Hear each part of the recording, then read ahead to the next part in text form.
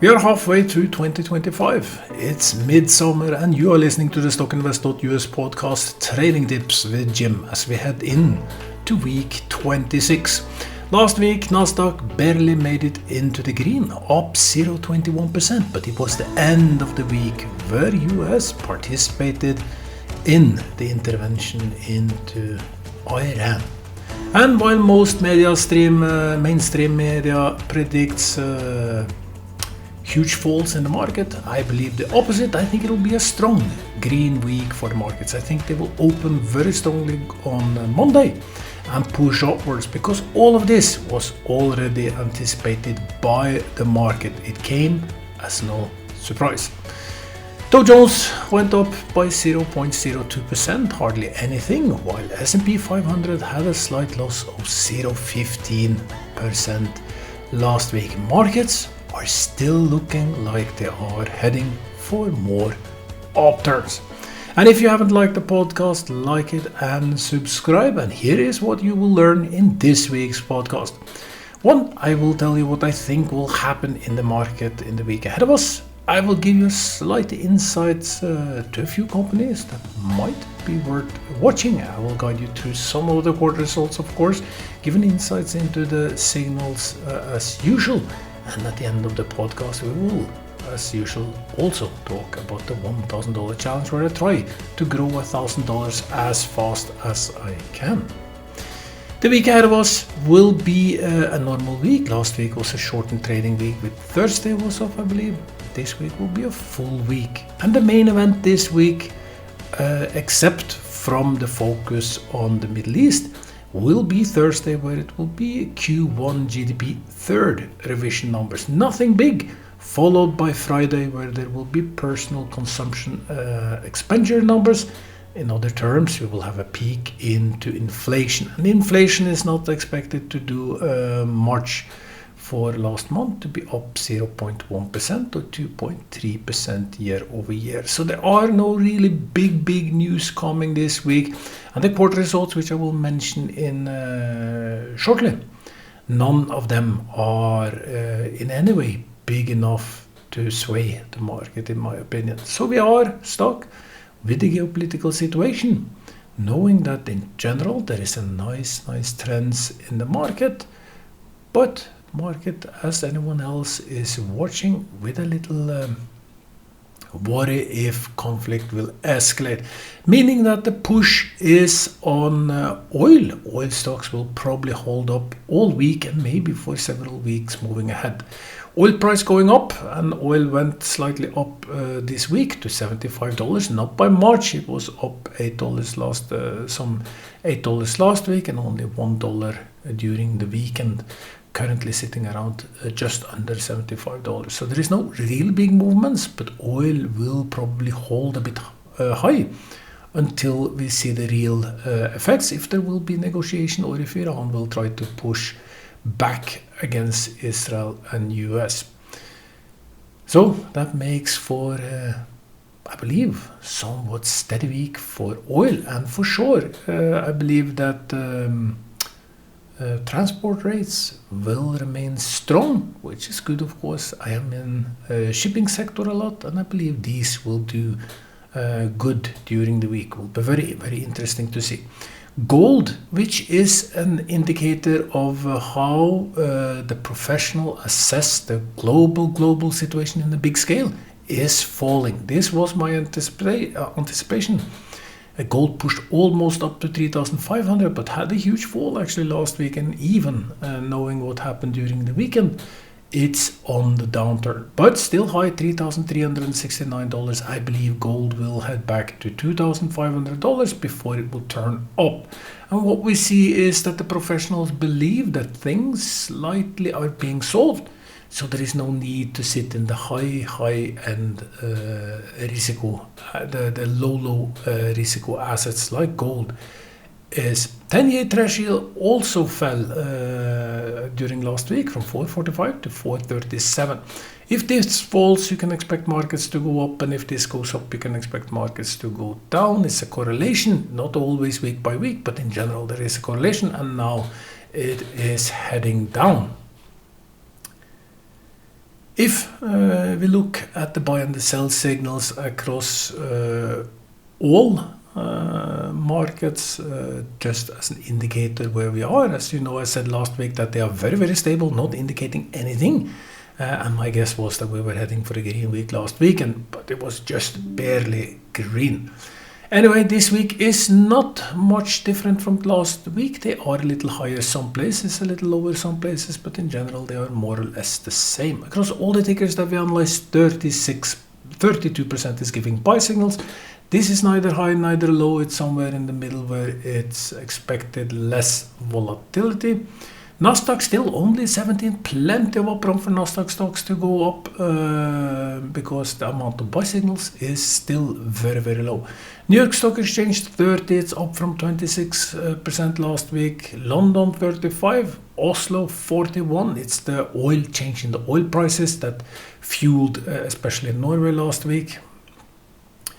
And we have Frankfurt at 28, we have National Stock Exchange of India at 40, we have Tokyo at 36, up from 29 to 36 for Tokyo, and Shenzhen China is down to 16%. All of this just tells me that there is no high end on the greed factor, is not low end on the fear factor. It is just very stable, indicating that there is a high chance that the week will not be very volatile. The markets have a slight upturn direction, and everything which I see indicates that this is a higher chance that this will continue, that it will not. Strong support below. Nasdaq closed last week at 19,447. All exchanges are pushing towards new all-time highs.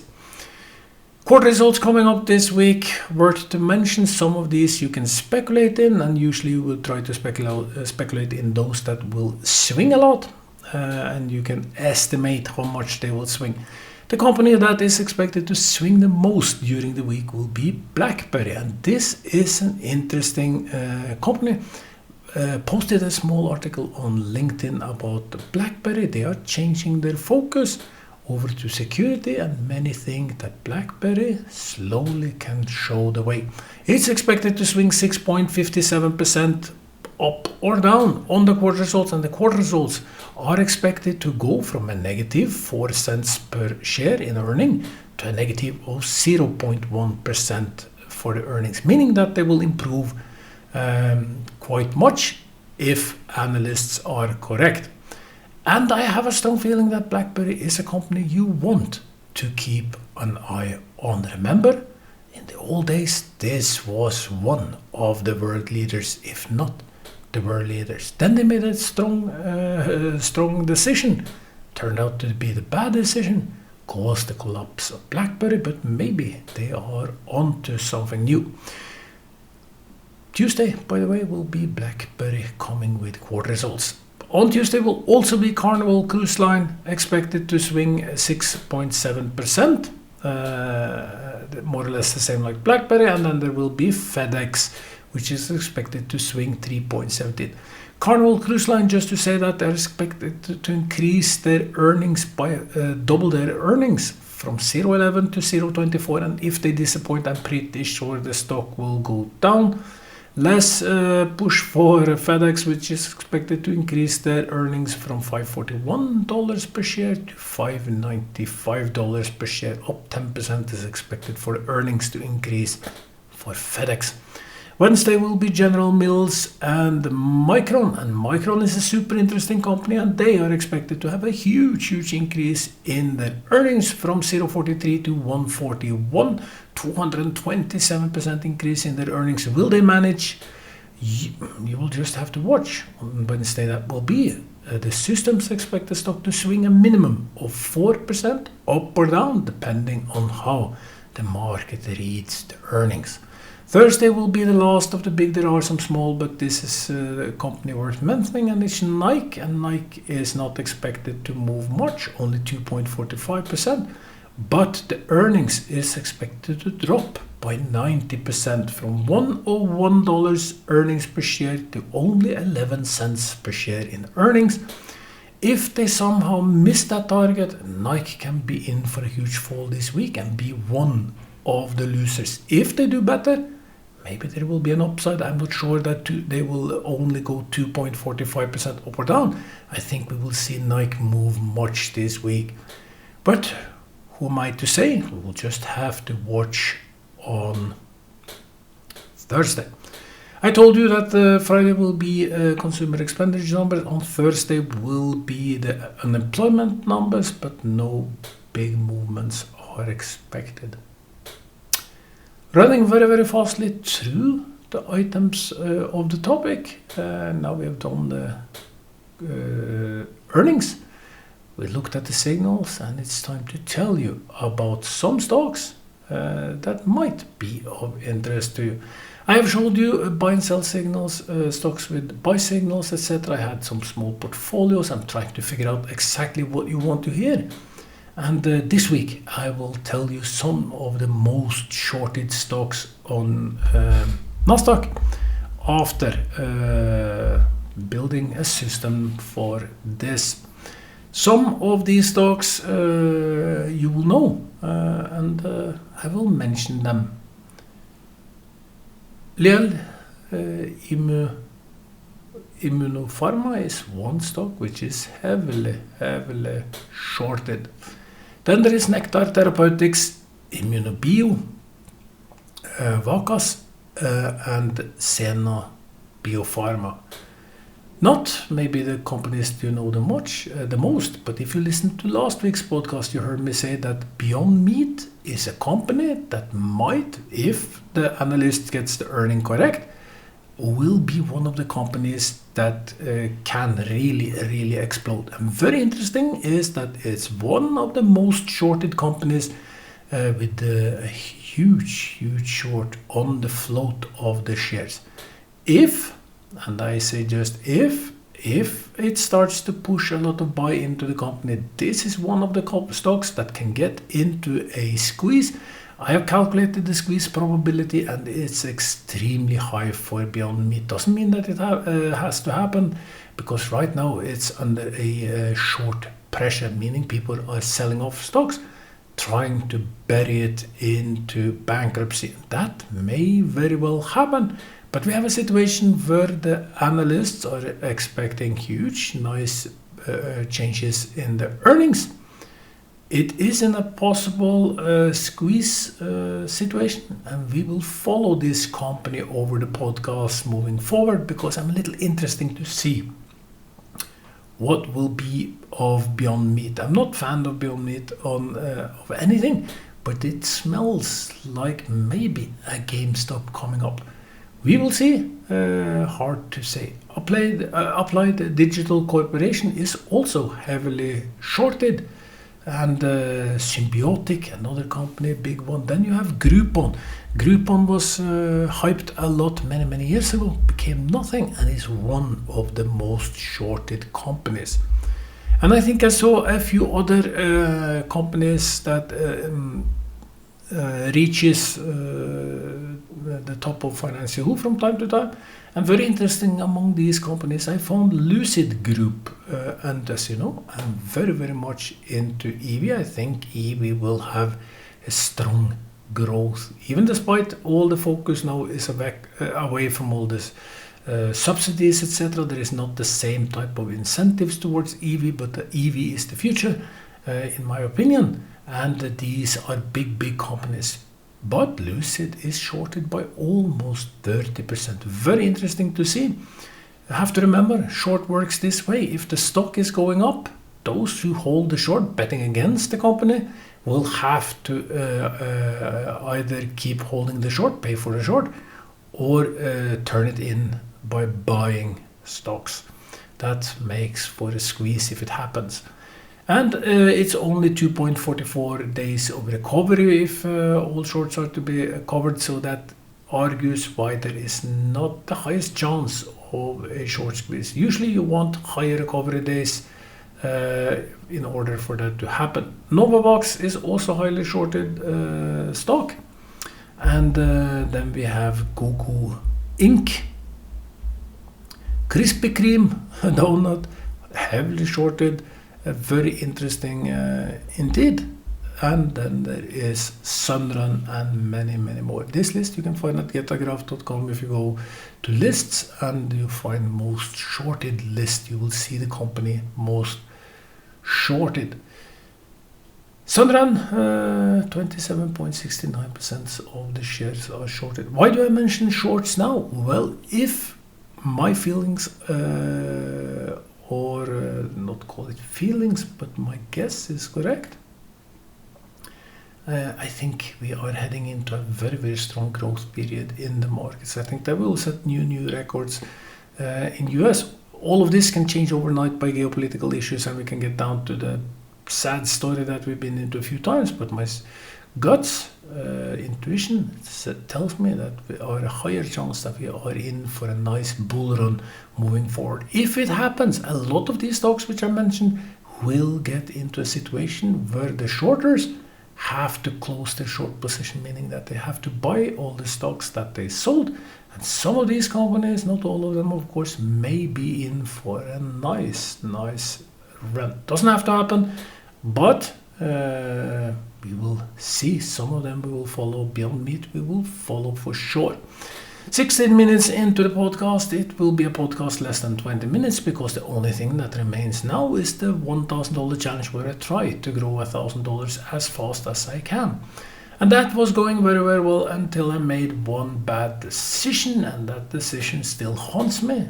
And the $1,000 challenge haunts, because it was 1,000 became almost 4,000, 3,975.87 or something around these points, very close to 4,000. Then I went into NEO, and that has been a bad decision if you look at the numbers, because NEO, as I bought it into the $1,000 challenge and I invested all of the money into NEO, is down by 31.88% to $3.51. Bought it at $5.10 because I believe there is a strong upside in NEO, but so far it's been turning wrong. I think we are at a turning point, but I said this before, hasn't happened yet. Now we've been sitting weeks, months in NEO waiting for an upturn. The $1,000 challenge is sitting at $2,543. Yes, we doubled the money and then some, but I wanted to be far beyond these levels. Will I be correct? Will NEO push upwards? I've taken a huge personal gamble outside the $1,000 challenge, where I've invested quite much more into NEO in the hope and the assumption that NEO early in the EV market will be one of the major players for the future. The only good thing going right now is that China has said that BYD, the biggest of them all, cannot keep selling cars under cost price to gain market shares, because this is what happens in all markets. You start selling. This is how Tesla did it so beautifully. They went out, they got subsidies, and they sold cars even under cost to build up a huge market shares. And then when they have these huge market shares, they work their logistics line, they work everything, they work the dealers, because the more cars you produce, the cheaper you get the parts per car, and then turns it into a super profitable business. NEO is saying that they will be profitable by Q4, by end of year. Will it happen? I don't know. NEO was at $67 some time back. I started to buy NEO when it was very low. I've been buying at several levels. Right now I'm in a loss in NEO personally as well, even though I bought very cheap some of the stocks. We will see how it will be. Still in the $1,000 challenge, and we will just see how it goes by next week. You will know before I sell, and when I sell I will tell you before I buy the next stocks. This, my friend, was all of today's podcast. I hope you enjoyed it. I hope you will have a super week. We will celebrate Midsummer Day here in Vilnius, like they will do in so many other countries, usually by putting up a huge fire. Maybe some dance, maybe some drinking, who knows, hard to say where you are, what you do.